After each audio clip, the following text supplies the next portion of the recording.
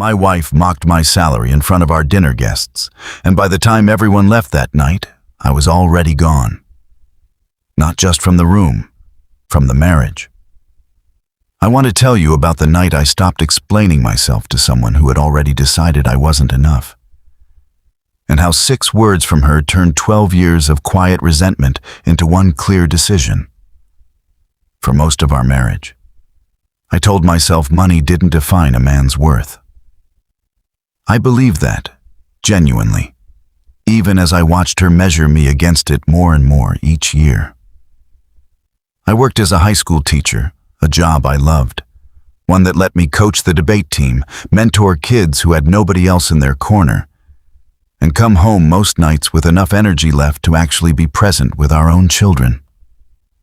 It didn't pay what her friends' husbands made in finance or tech, but it paid our bills, funded our modest but happy life, and gave me something money never could, a sense that my work mattered to more than just a paycheck. She used to say she admired that about me.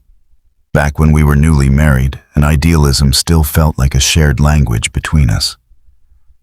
Somewhere over 12 years, admiration quietly curdled into something else. It started small, the way these things do. A comment here and there about how her college roommate's husband had just bought a lake house. A sigh when I mentioned a modest raise that barely kept pace with inflation. I told myself it was just stress talking, that provider pressure gets to everyone eventually, that she still valued what I brought to our family beyond a number on a paycheck. The dinner party that changed everything was supposed to be a simple gathering, 6 couples from her old college circle, the kind of dinner where everyone quietly compares their lives over wine while pretending not to. I spent the afternoon helping our kids with homework, then grilled dinner while she got ready. The same division of labor we'd settled into over the years without ever really discussing it out loud. Dinner started pleasantly enough. Conversation drifted, as it always does at these things, toward careers, promotions, the market, the usual performance of success people put on for each other. One of her friend's husbands mentioned a recent bonus that made my entire annual salary look like a rounding error.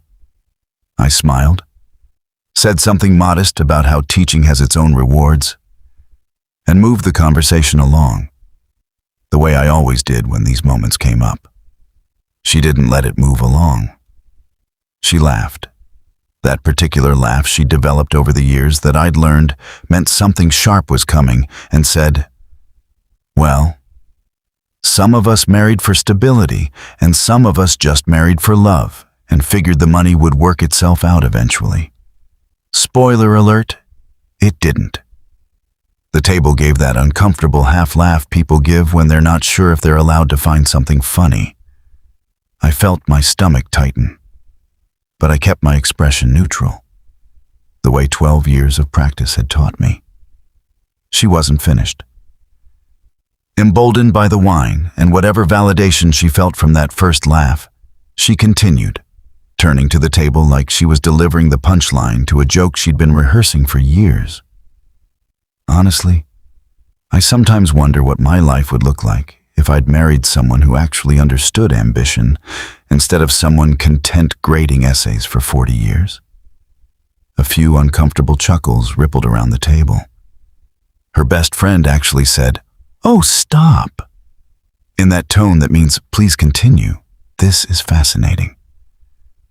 I sat there holding my fork, feeling something in me go very still and very quiet, the way water goes still right before it freezes completely through. I thought about every parent-teacher conference I'd stayed late for, every debate tournament I'd driven kids to on my own weekend time, every student who had written me letters years later saying I was the reason they didn't drop out, the reason they believed they could go to college at all. None of that had a dollar amount attached to it. And in that moment, at my own dinner table, I understood that to her, none of it ever would.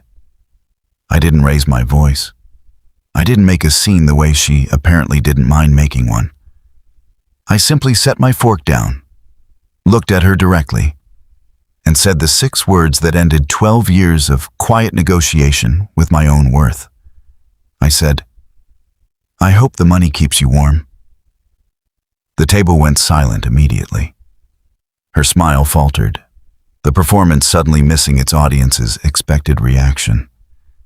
She tried to laugh it off, said I was being sensitive, that everyone jokes about money at dinner parties, that I always took things too personally. But something in my face must have told her this wasn't a joke I was going to laugh along with this time. I stood up, thanked our guests for coming, and told them dinner was finished a bit early tonight. I didn't explain further. I walked upstairs, packed a bag, while I could still hear the awkward murmur of guests gathering their coats and making excuses to leave early, and I drove to my brother's place across town. She called 17 times that night. I didn't answer any of them. Not out of anger, though there was plenty of that too, but because I finally understood there was nothing left to say that hadn't already been said. Just never out loud, never in front of witnesses, never with that much clarity. She showed up at my brother's door 2 days later, apologizing, saying the wine had loosened her tongue, that she didn't mean it the way it sounded, that of course she valued what I did for a living. I told her the problem was never really about that one dinner. The problem was that it took a room full of witnesses for the truth to finally come out clearly enough that I couldn't talk myself out of hearing it anymore. The months that followed were harder than I expected, even though I'd braced myself for that. Explaining to our kids why Dad wasn't coming home right away. Sitting across from lawyers instead of across from her at our own kitchen table. Hearing through mutual friends that she told her side of the story as me overreacting to a joke. Conveniently leaving out 12 years of small comments that had built up to that dinner like sediment at the bottom of a river.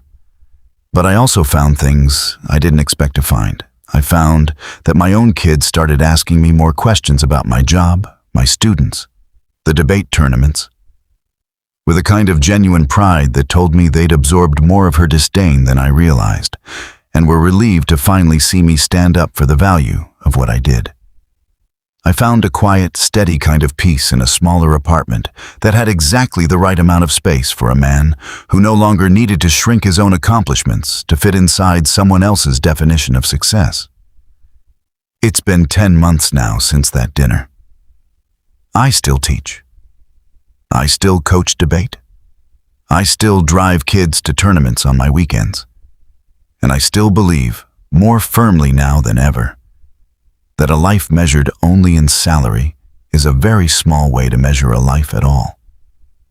I see her occasionally at school pickups, polite, distant, still apparently confused about how one comment at one dinner ended 12 years of marriage, still leaving out the years of comments that came before it. I don't explain it anymore. Some people will never understand that the final straw is rarely really about the straw itself.